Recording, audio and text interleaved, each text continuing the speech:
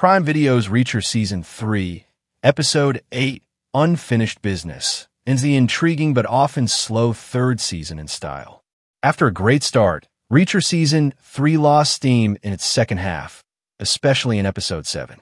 Thank goodness the Season 3 conclusion was engrossing, intense, and almost fulfilling, as Zachary Beck becomes a victim rather than a Reacher Season 3 villain. He partners up with Reacher, Duffy, and Vinwaver to save his likable but feeble kid.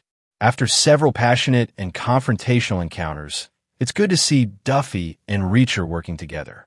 In Season 3, Duffy's no-nonsense attitude was refreshing, but her passive aggression and one-dimensionality make her the worst Reacher sidekick.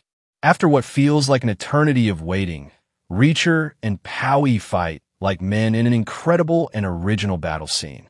The biggest letdown of Reacher Season 3 was not doing enough with Poway and leaving him hanging for so long.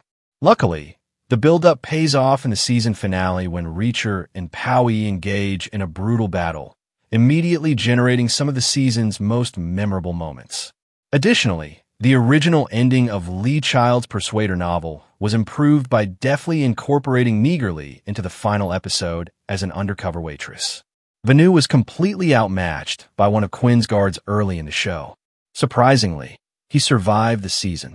In the middle of Powie and Reacher's feud, one of the most memorable scenes from Reacher's third season was when he escaped from a chain-link shackle and approached Powie, brandishing a garden rake in what seemed like Paul's last stand.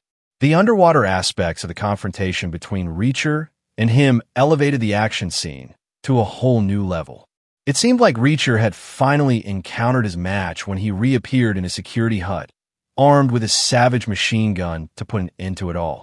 Even though Reacher's intellect triumphed over Powie's physical strength, he had to double back to make sure that Powie let go of the beast. Unfortunate circumstances damaged Beck, who had Quinn exactly where he wanted him, forcing him to rekindle his bond with his son at the most inopportune time and ultimately leading to his death in the last scenes of Reacher Season 3. Quinn should have had a more honorable demise after shooting and killing Beck with 12 shots. Instead, he is terrifying.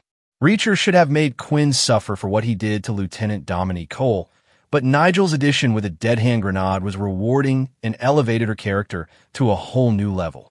Even in his last moments on Earth, his memory of Dominique jogs Quinn's mind. Quinn's silence following Lieutenant Cole's memory would have added drama. Rather, he shot himself in the face at point-blank range, accepting his fate. Without a doubt, Quinn was a terrifying adversary, but his psychopathic ferocity made him extremely vile and unsettling, almost to the point where he became a cartoonish TV monster. Understanding villains' twisted worldviews and what drives them is one of the most fascinating parts of villains. Just a disturbed businessman and a mercilessly savage killer, Quinn lacked any nuance or feeling. Even if he lacked complexity, Poway missed an opportunity to see that Quinn was not worth the struggle.